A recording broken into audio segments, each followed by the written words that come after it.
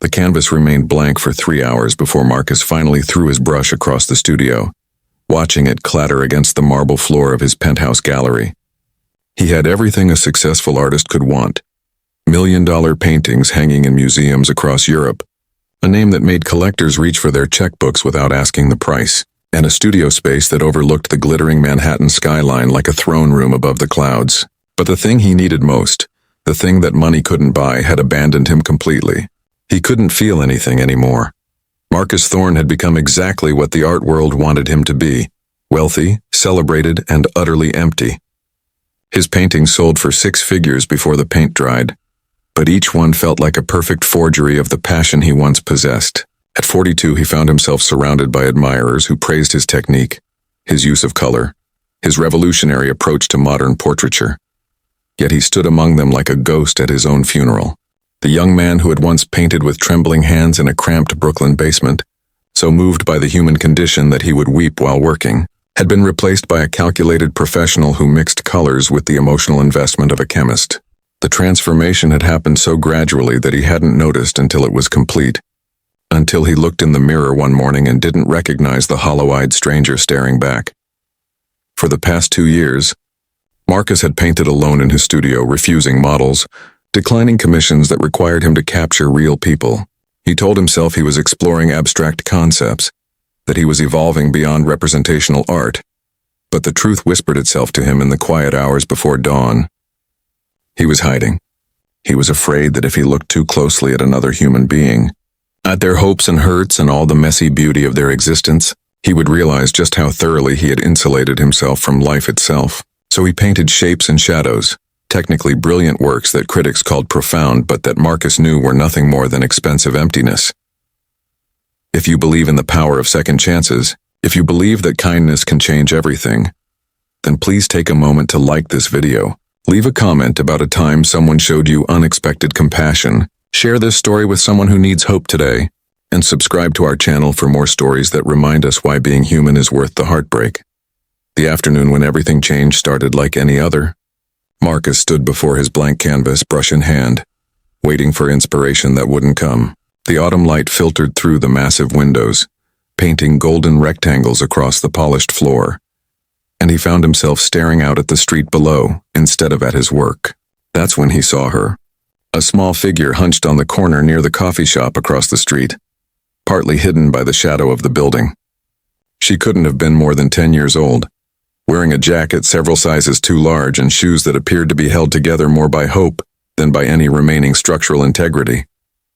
She held a small cardboard sign, but Marcus was too high up to read what it said. He watched her for nearly an hour, observing how she would smile shyly whenever someone passed, how she would carefully fold the sign into her lap when no one was nearby, as if she was ashamed of needing help. Something about the way she held herself, with a dignity that poverty couldn't quite extinguish, made Marcus pick up his coat. He told himself he was just going for coffee, that he needed a break from the oppressive silence of the studio, but his feet carried him directly across the street to where the girl sat. Up close, he could see that her sign read, "Anything helps." God bless. Her face was smudged with dirt, but her eyes were startlingly clear, a warm brown that seemed to hold more wisdom than any child should possess. When she noticed him standing there, she looked up with an expression of such careful hope that Marcus felt something crack in his chest, a fissure in the wall he had built around his heart. He meant to give her money and leave, to perform his charitable deed and return to his comfortable isolation, but instead he heard himself asking her name. She told him it was Sophie, and that she was 9 years old, and that she and her mother had been living in their car for 3 months since her mother lost her job at the hospital. She spoke matter-of-factly, without self-pity, the way children do when they are simply reporting the facts of their existence. Marcus asked if she was hungry, and she nodded, and before he fully understood what he was doing, he had taken her to the coffee shop and ordered her hot chocolate and sandwiches, watching in stunned silence as she ate with the careful slowness of someone who didn't know when the next meal would come. They talked for over an hour. Or rather, Sophie talked and Marcus listened with an attention he hadn't given another human being in years. She told him about the books she missed reading at the library, about how she wanted to be a veterinarian someday because animals didn't care if you had money or a house. They just cared if you were kind. She told him about her mother, who worked 3 part-time jobs but still couldn't afford first and last month's rent anywhere. She told him about her shoes, which had been her favorites before they started falling apart. Purple sneakers with stars that used to light up when she walked, but now were held together with duct tape and determination. And then, with the unself-conscious honesty that only children possess, Sophie asked Marcus what he did for a living. When he told her he was a painter, her entire face transformed with a joy so pure it was almost painful to witness. She told him she loved art, that her teacher last year before they lost their apartment had said Sophie had real talent, that she used to draw on every scrap of paper she could find. Then she asked with a shy hopefulness that made Marcus's throat tighten if she could see his studio someday. She promised she would be very careful, that she wouldn't touch anything, that she would just like to see where real art was made. Marcus found himself nodding, found himself giving her his phone number written on a coffee shop napkin, found himself telling her to have her mother call him, that he would love to show her the studio. 3 days later, Sophie and her mother, a tired-looking woman named Elena with her daughter's same honest eyes, stood in Marcus's penthouse gallery. He had prepared himself for awkwardness, for the uncomfortable awareness of the vast chasm between their circumstances, but instead he found himself energized by their presence. Sophie moved through the space with reverent wonder, staring at the canvases with an intensity that reminded Marcus of his younger self. She stopped in front of his most recent painting, an abstract piece in blues and grays that had been praised by critics as a meditation on isolation, and after a long moment of silence she turned to him with a thoughtful expression. She told him it was beautiful but sad, that it looked like the painting was lonely, that it needed some people in it maybe, or at least the memory of people. Her observation, delivered with childish directness, struck Marcus like a physical blow. This 9-year-old girl sleeping in a car had seen in minutes what he had been trying to hide from himself for years. His art had become lonely because he had become lonely, because he had confused success with meaning and isolation with artistic integrity. He had stopped painting people because he had stopped believing in connection, had stopped trusting that the messy, complicated beauty of human relationship was worth the vulnerability it required. On impulse, Marcus asked Sophie if she would model for him. He expected her to be shy or confused, but instead her face blazed with such joy that he had to look away. She asked if she could model in her broken shoes, the purple ones with stars that no longer lit up, because they were still her favorites even though they were falling apart. Marcus found himself nodding, his vision blurring slightly as he set up his easel. Elena protested quietly, saying she couldn't possibly accept charity, but Marcus interrupted her gently. This wasn't charity, he told her truthfully. This was saving his life. For the next 3 hours, Marcus painted with a feeling he thought he had lost forever, his hands moving across the canvas with the certainty of purpose reclaimed. He painted Sophie sitting cross-legged on the studio floor, her broken purple shoes prominently displayed, her face lit with the unself-conscious dignity of a child who had learned too young that possessions don't define worth.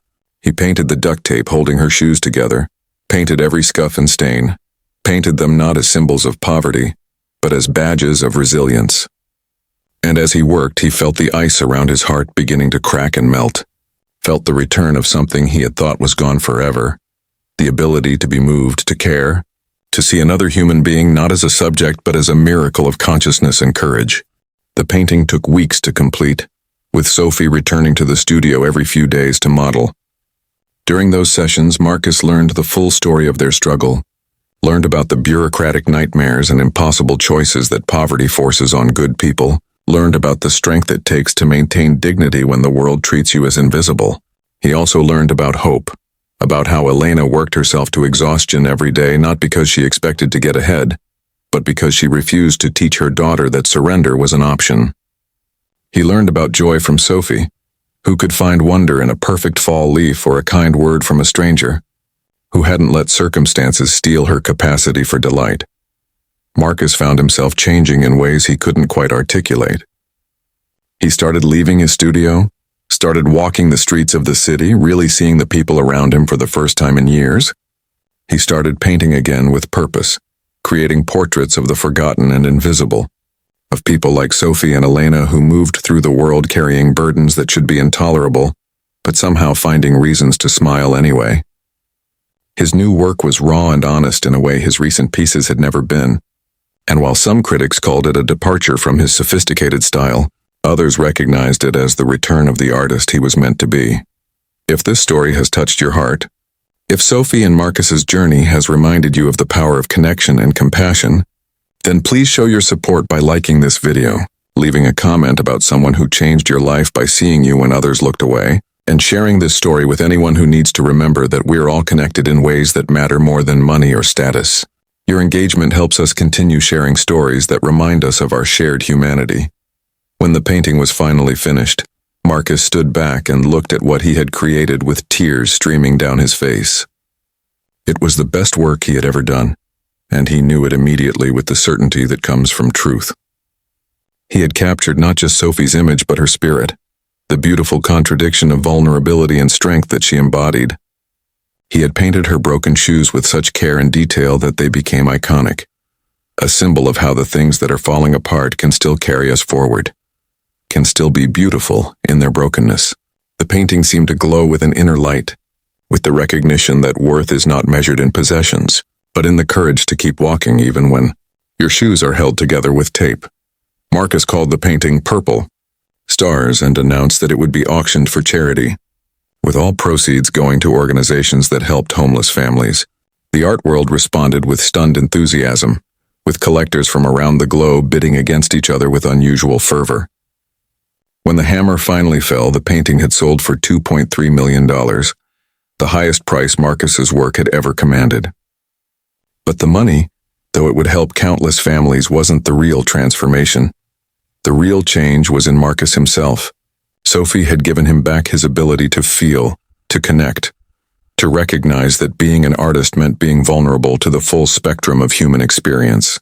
She had reminded him with her broken shoes and unbroken spirit that beauty and worth exist independent of wealth or comfort, that dignity is something poverty can strain but never destroy. She had modeled not just with her physical presence but with her way of being in the world. Open, hopeful, resilient. Before you hear how this story ends, please take a moment to comment with just one word that describes how this story made you feel. Your words matter to us and to everyone who reads them. Marcus used a portion of his own money to help Elena find an apartment, not as charity, but as investment in the person who had raised such a remarkable daughter. He also established a scholarship fund in Sophie's name for children interested in art and veterinary medicine, ensuring that her dreams and the dreams of others like her wouldn't be limited by circumstances they couldn't control. But more importantly, he kept painting, kept his studio door open to the world, kept allowing himself to be changed by the people he painted. Sophie visited often, wearing new shoes that lit up when she walked, but keeping her broken purple ones in a place of honor in her new bedroom, a reminder of where she had been and who she had always been. Regardless of circumstances, years later, Marcus would look back on the afternoon when a homeless girl asked to see his studio as the moment his life truly began, as the day he learned that art without connection is just decoration, that wealth without compassion is just accumulation, and that sometimes the people we think we're helping are actually saving us from the prison we've built around our own hearts. Sophie had taught him that broken things can still be beautiful, that worth is inherent rather than earned, and that sometimes the most valuable thing we can offer another person is simply the recognition that they matter, that they are seen, that their dignity and dreams are as valid as anyone's regardless of the shoes they wear or the circumstances they navigate. The last time Marcus stood before a blank canvas in his penthouse studio, he didn't see it as a burden or a test. He saw it as an invitation to pay attention, to bear witness, to honor the remarkable resilience and beauty of human beings doing their best with whatever they have, whether that's wealth and recognition or just broken purple shoes held together with duct tape and determination. Sophie hadn't just asked to model for a painting. She had asked to be seen, and in seeing her truly, Marcus had finally learned to see himself and everyone else clearly again, had learned that the greatest art comes not from isolation, but from the courage to remain open to the transformative power of connection, even when and especially when that connection comes from the most unexpected places and the most unlikely teachers.